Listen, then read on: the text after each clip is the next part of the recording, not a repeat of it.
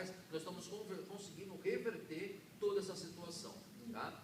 Licitações viciosas, que é uma prática, infelizmente, já introjetada na administração pública. Concorrência desleal, essa concorrência desleal eu vou esmiuçá-la melhor nos próximos gráficos que eu vou mostrar. Hábitos que extrapolam a competência profissional, ou seja, existem alguns locais que os profissionais da radiologia, seja ele técnico, tecnólogo, acabam agindo ainda com atividades que extrapolam a sua competência, como punção de veia, como caracterização, melhor dizendo, caracterização de veia, como passagem de sonda. Então, todas essas manipulações, elas extrapolam a nossa competência, e que alguns acabam adotando com receio da perda do emprego, tá? E deturpação do método educacional. Aí vocês podem entender das mais variadas formas como seria essa deturpação.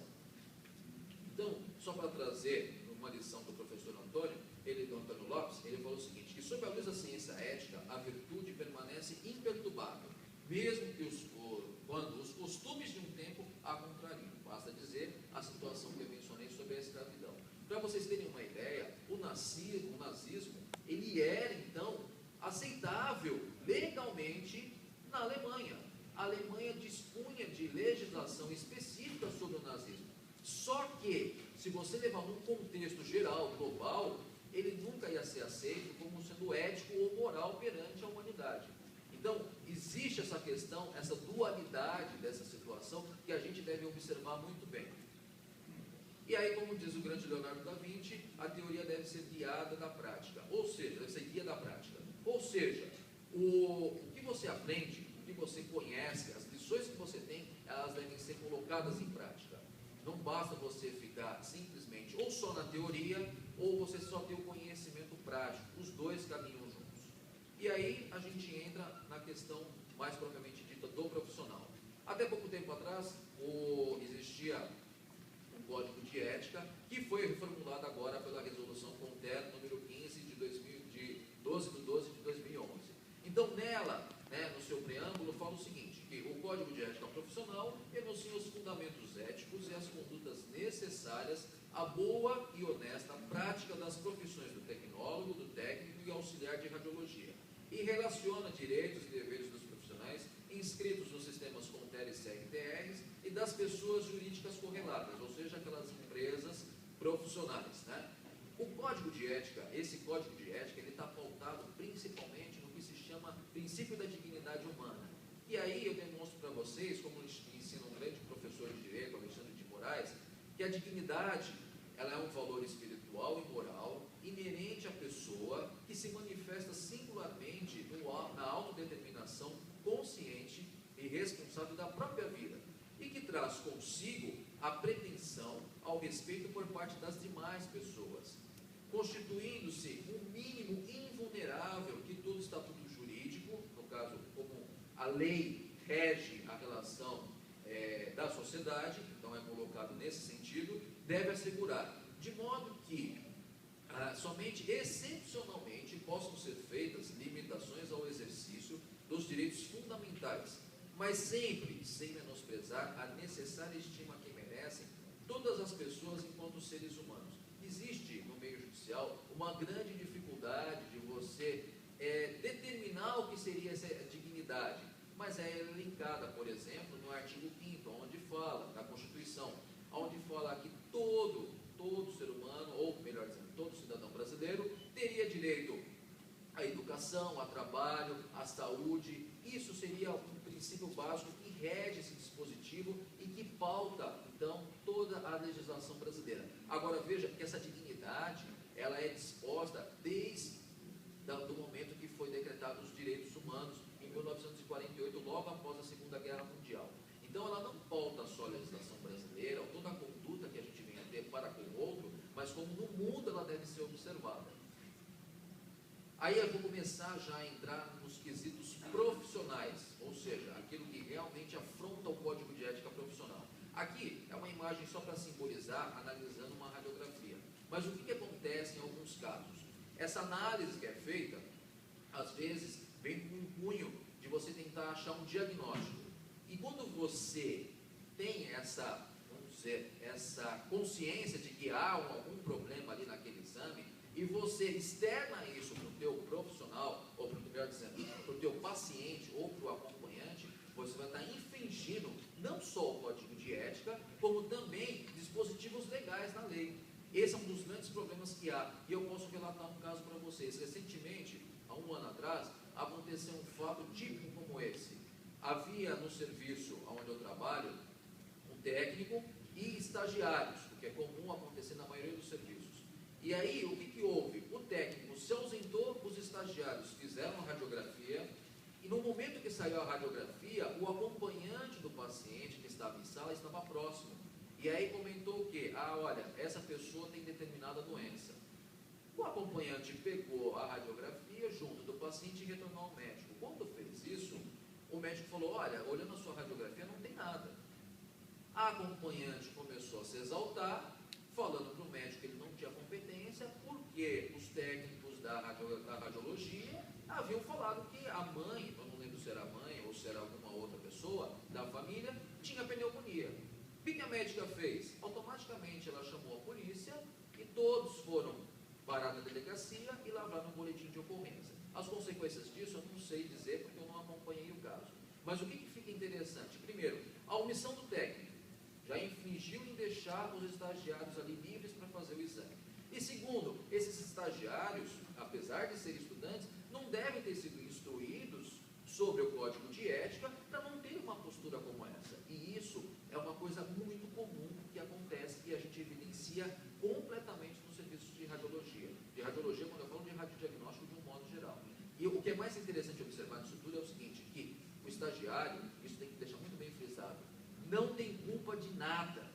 Quem tem culpa é o profissional, porque o profissional é que está lá orientando. O estagiário é um mero aprendiz, é um mero aluno. Falar que é culpa do estagiário é balela, é incompetência.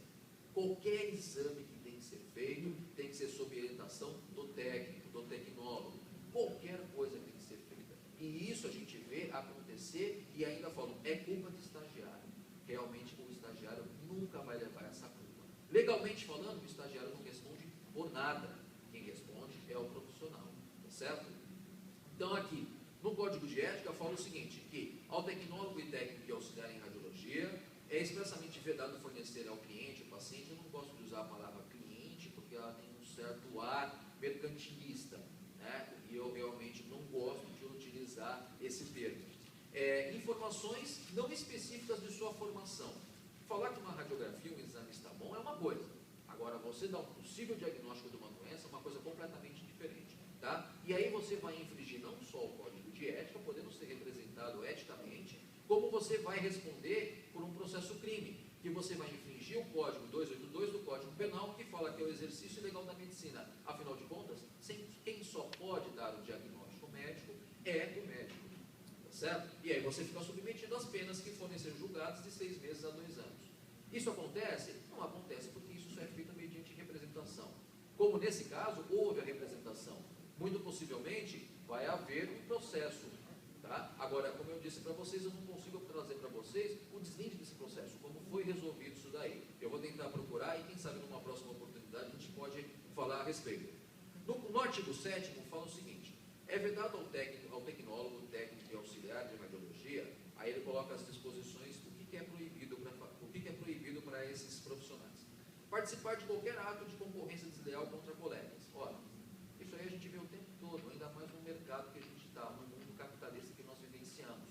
Ou seja, quem já não se viu numa situação aonde, ou quem já ouviu falar, numa situação aonde você tinha lá um determinado grupo de técnicos trabalhando registrados num hospital, numa instituição de saúde, e de repente, através de uma nova administração, você há então a implantação do serviço terceirizado, muitas vezes desencadeada por um único profissional que lá estava e que era mais próximo dessa diretoria e que submete alguns técnicos ou alguns profissionais, melhor dizendo, a trabalhar agora para uma nova empresa já determinada pela justiça como fraudulenta, a caráter de terceirização, e aí você coloca eles extrapolando jornadas de trabalho, diminuindo o salário e perdendo direitos trabalhistas. Isso é muito comum acontecer, muito comum. Então, por sorte, muitas pessoas têm se manifestado e sem receio, e e isso que tem que ficar claro, não tem que ter receio de denunciar tal situação, porque esse técnico, ou esse profissional, melhor dizendo, que submeteu esses outros profissionais a essa condição por uma imposição da empresa, ele pode sofrer um processo depois trabalhista, com relação a direitos trabalhistas, como pode também sofrer um processo ético, que seria talvez o mais decente a ser feito, tá? E aí, existe um dos incisos que fala a respeito disso. O segundo inciso fala o seguinte, o segundo parágrafo, desculpa, assumir emprego, cargo ou função de colega demitido ou afastado em represália à atitude de defesa de movimento legítimo da categoria e da aplicação deste código, quando devidamente comprovado. Isso também é muito comum acontecer, alguém se favorecer em detrimento de um outro que pleiteava seus direitos junto à instituição e que é demitido. Isso é muito comum acontecer. Deveria ser feito, então, um histórico para verificar, ou melhor, uma análise para verificar o caso, por que se deu aquela demissão, e realmente saber se eu teria condições de assumir aquilo ou não. Tá? Posicionar-se contrariamente a movimentos reivindicatórios da categoria com a finalidade de obter vantagens, e aqui talvez seria o mais interessante de todos os parágrafos, ser conivente ou manter-se omisso em situações de erros técnicos, infrações éticas e com um exercício irregular ou ilegal da profissão. Isso, basta dizer, além dessas terceirizações fraudulentas que poderiam ser denunciadas à comissão de ética junto aos conselhos regionais, você tem aqui uma outra situação que é a inserção de outros profissionais na área. Nessas questões, infelizmente, o Código de Ética não abarca. Mas quem pode representar, quem pode responder por isso? O Ministério Público. Então, no momento que eu encontro uma atividade de algum profissional que não seja dentre, como eu coloco no meu livro, dentre os verdadeiros profissionais da radiologia, o tecnólogo, o técnico, o auxiliar, qualquer outro profissional que venha a exercer uma dessas atividades, eles devem ser denunciados. Aí vocês podem falar assim, mas aqui em São Paulo a situação é absurda, é invariável, provavelmente a gente não vai conseguir. Só não conseguiremos nada se não fizermos nada.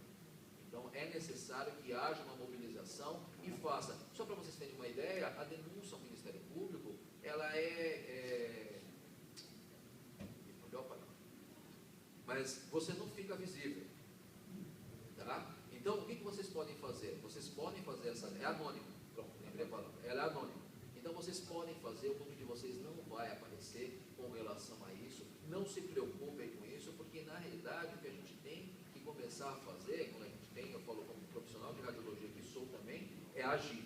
Enquanto não houver ação, vocês me desculpem, mas a gente está colhendo só aquilo que plantou. Tá certo? Mas, continuando.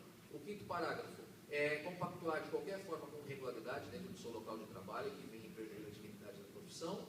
Sexto, participar da formação profissional e de estágios irregulares.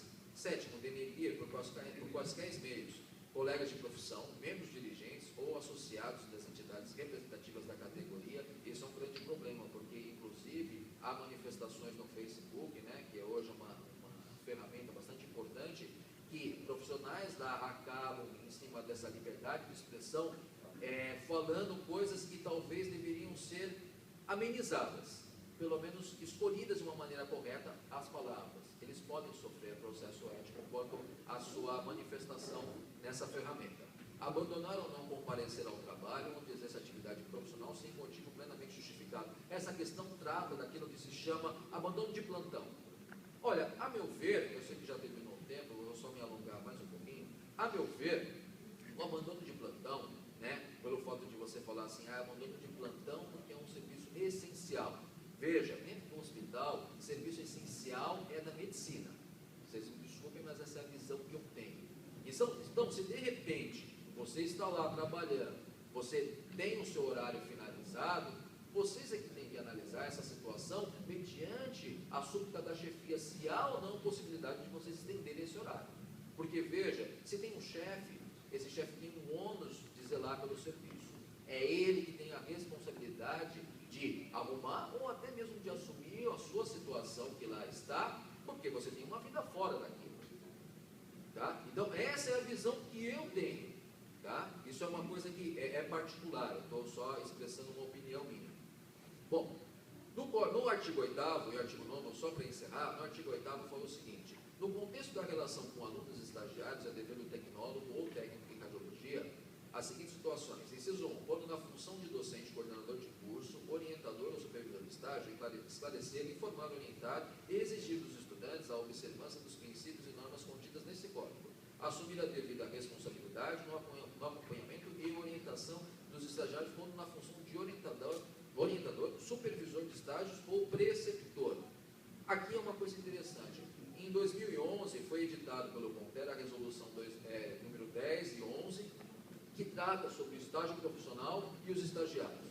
E lá fica muito bem claro o seguinte, que para você ser preceptor, para você ser orientador e supervisor de estágio, você tem que ser aquele supervisor das aplicações das técnicas radiológicas. E dito mais, esse supervisor ele só pode orientar até 10 alunos e supervisão direta. O que acontece? Acontece na maioria dos casos de inflação ética. Em que sentido? Eu tenho uma instituição de saúde, eu designo um único profissional para ser esse supervisor e os outros profissionais que se virem com os estagiários. Então, com isso, você tem um aprendizado deficitário, porque muitos profissionais, às vezes, não têm o perfil e não têm a coerência de serem orientadores, e ainda mais, eles fazem isso, às vezes, pela própria profissão e pela respeito ao próximo, mas sem receber nada da instituição, muito menos da escola. Cabe depois uma ação contra a instituição e contra a escola por exercer essa atividade, sem dúvida nenhuma. Sem dúvida nenhuma. Isso no âmbito legal. No âmbito ético, ele responderia por não ser supervisor? Sem dúvida nenhuma, ele também responderia. Porque só quem pode ser supervisor de aluno com supervisão direta é quem tiver essa designação como supervisor das atividades técnicas radiológicas. Em qualquer situação, quando na função, no inciso 4, em qualquer situação, quando na função de professor e orientador ou preceptor, não fazer comentários que depreciem a profissão ou local de trabalho.